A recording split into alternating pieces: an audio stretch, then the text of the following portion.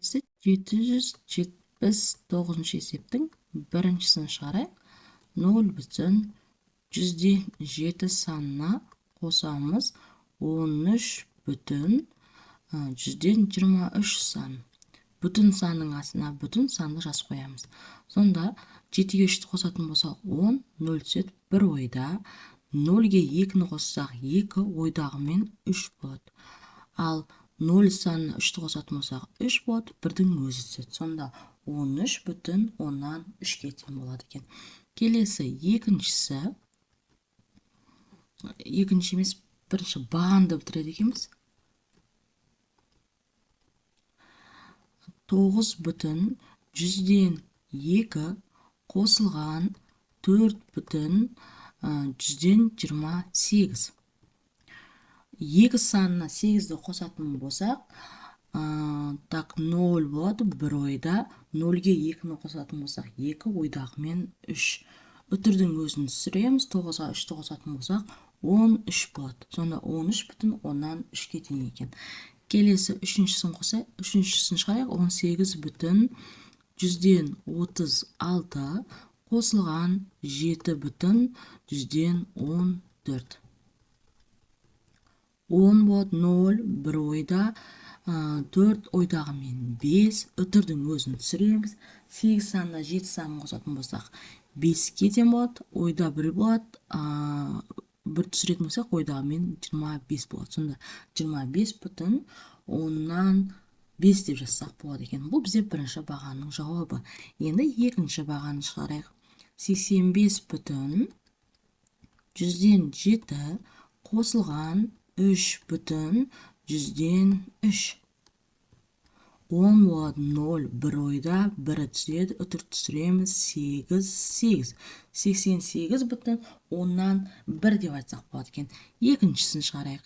25,6 қосылған 0,41. 1 болады.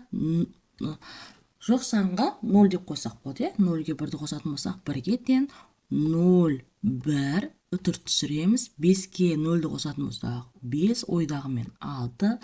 2-ні түсіреміз. Сонда 26,1-ге тең екен. Келесі 56 санына қосамыз 0,37. Бүтін санның астына бүтін санды жазамыз.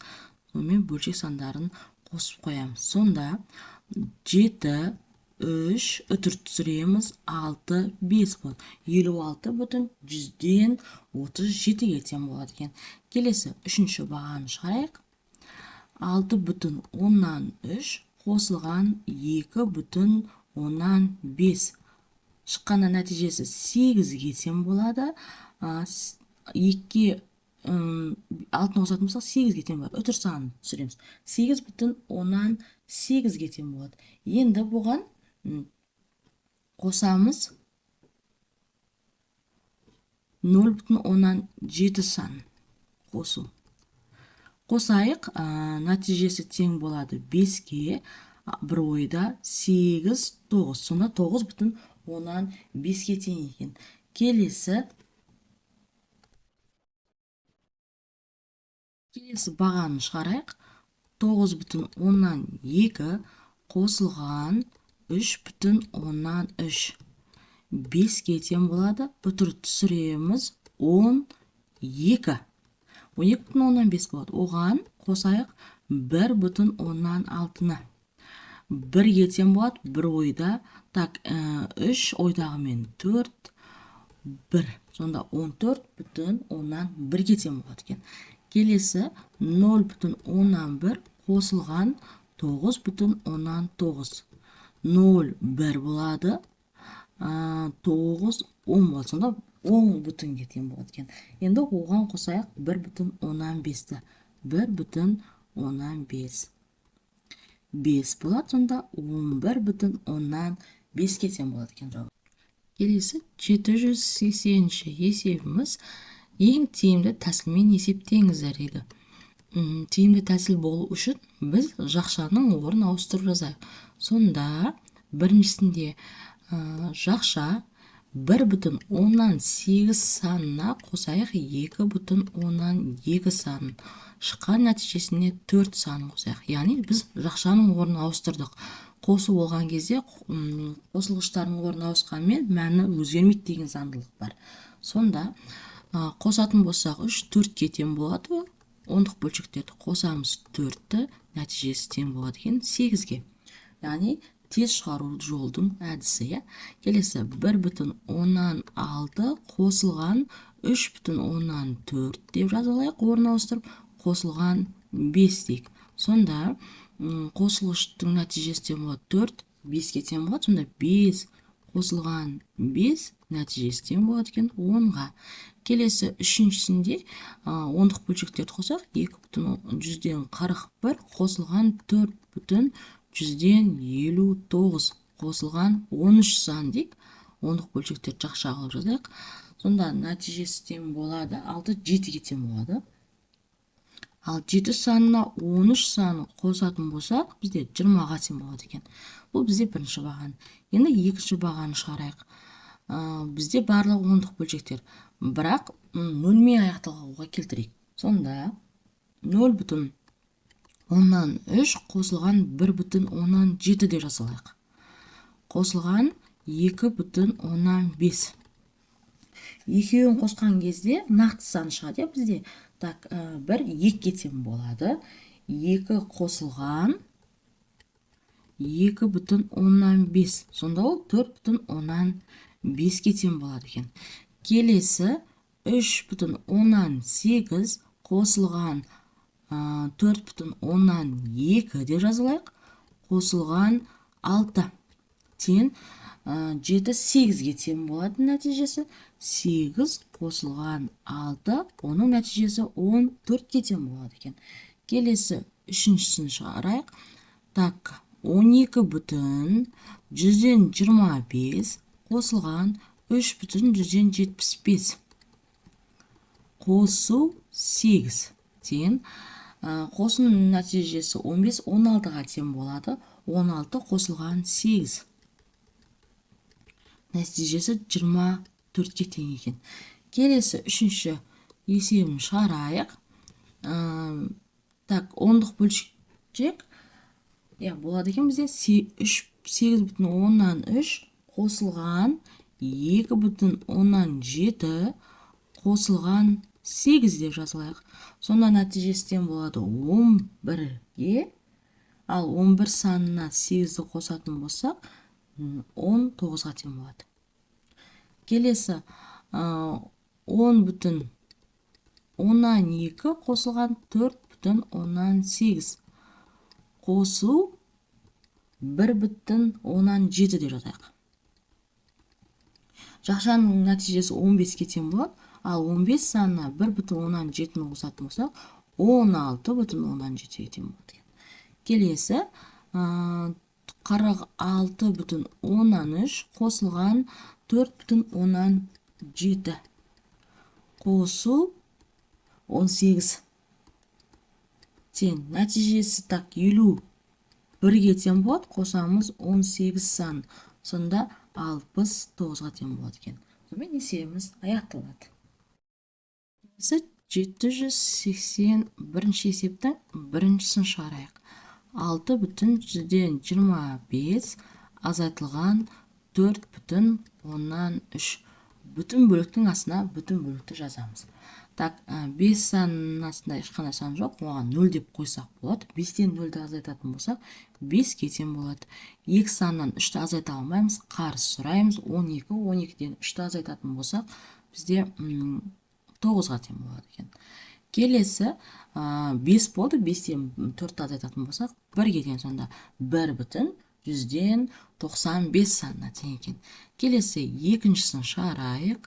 15,9 азайтылған 4,175. 0 бар дейміз, жетпейді. Қарыс сұраймыз, 10-нан 5-ті алатын болсақ 5-ке тең болады. 8-ден 7-ні азайтатын болсақ 1-ге тең болады екен. Өтірінің өзін түсіреміз, 1 болады, 1 болады. Сонда 11,115-ке тең екен. Келесі үшінші есебін шығарайық.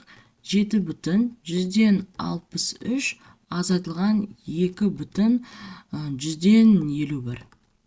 2,1,5. Сонда 5,12-ге тең екен. Келесі төртінші есебін шығарайық. 41 азайтылған 32,5. 0 деп тіркейміз. Қарсы сұраймыз. 15 болады.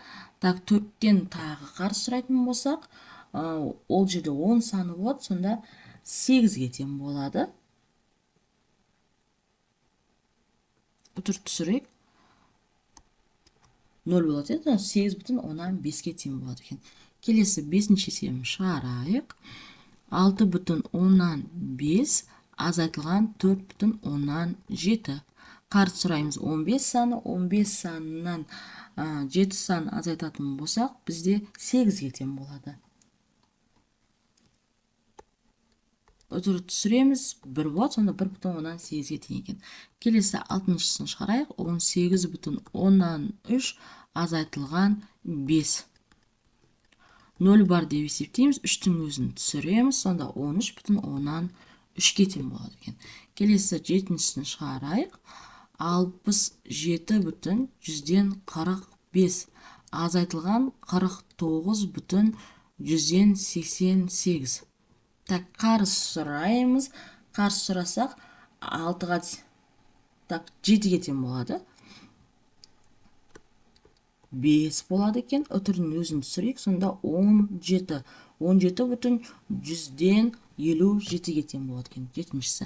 Келесі 8-ші шығарайық. 61 санынан азайтамыз 7,164 санын. Так, үтір бар дейміз да, 2 0 жағып қоямыз. Қарсы сұраймыз. 10 болады. Ол 6-ға тең болады. 9 9-дан алғасын 3 болады. Үтірдің өзін түсірейік. Сонда 53 саны болады. 53,136-ға тең екен. Келесі 9-шысын шығарайық. 95 санынан азайтамыз 81,108 сан. 0 бар дейміз. Үтірді ұмытпаймыз. Сонда 2 болады. 9 үтірдің өзі, так, 13 қалады екен. Сонда 13,192-ге тең екен. Келесі 782-ші есебіміз. Сандардың әрқайсысын толықтырыңыздар дейді. Асын шығарайық. 0,13 сандарын 1-ге дейін толықтыр дейді. Яғни 0,13 санына қандай санды қоссақ 1 шығады дейді. Ол санды білу үшін 1-ден азайтайық 0,13 санын. Оның нәтижесінен болады бізде 0,17-ге. Келесі 1-ден азайтамыз 0,16 санын. Оның нәтижесі 0,14-ге тең болады. Келесі 1-ден азайтамыз 0,19 саны. Оның нәтижесі 0,11-ге тең болады екен. 1-ден азайтамыз 0,135 саны. Оның нәтижесі 0,165 саны шығады екен. 1-ден азайтамыз 0,144 саны. Тең, онда 0,156-ға тең болады екен. Яғни 0,13-ге 0,17-ні қосқан едік, 1 шықты. Сонда 1-ге дейін толықтырдық деді. Яғни осы сандарды қоссақ 1-ге дейін толығады екен. Келесі 2-шісін шығарайық. Яғни әсі. Ол жерде бізде 10-ға дейін толықтырыңыздар деген. Яғни сонда 10-нан азайтамыз 2,17 санын. Оның нәтижесі 7,3-ге тең болады екен. 10-нан азайтамыз 3,16 санын. Оның нәтижесі 6,4-ге тең болады. 10-нан азайтамыз 4,15 санын. Оның нәтижесі 5,15-ге тең болады. 10-нан азайтамыз 5,19 санын. Оның нәтижесі 4,11-ге тең болады. 10-нан азайтайық 9,17 санын. Оның нәтижесі 0,13 саны болады екен. Яғни 9,17-ге 0,13-ті қосатын болсақ 10-ға толығады екен. Келесі бысын шығарайық. Бысында жүзге дейін толықтырыңыздар дейді. Яғни жүзден азайтамыз 35,2-ні. Нәтижесі тең болады 64,8. Яғни 35,2-ге 64,8 қосатымыз 100-ге толығады екен. Енді жүзден азайтамыз 15,7 санын. Оның нәтижесі тең болады 84,3 санына. Келесі жүзден азайтамыз 76,9 сан. Оның нәтижесі 23,1 санына тең болады. Келесі жүзден азайтайық 95,15 сан. Оның нәтижесі 4,85-ге тең болады екен. Келесі жүзден азайтамыз 99,99 сан. Оның нәтижесі 0,1-ге тең болады екен. Келесі 783-ші есебіміз үшбұрыштың төртбұрыштың қабырғаларын өлшеп, ұзындықтарын сантиметр есебімен жазыңдар. Осы фигуралардың периметрін табыңыздар еді. Яғни өлшеп алдым.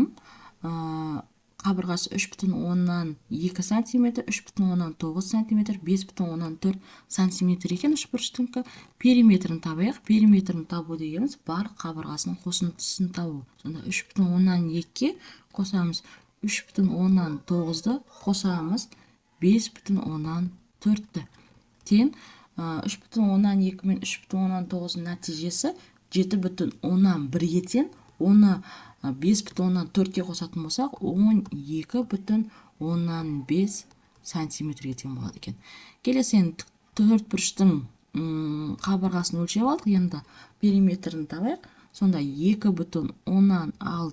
қосылған 2,3 қосылған 4 қосылған 5,9 тең. 2,6-ға 2,3-ті қосатын болсақ 4,9 болады. Оған 4-ті қосатын болсаң 8,9. Оған 5,9 қосатын болсақ 14,18 сантиметрге тең болады екен.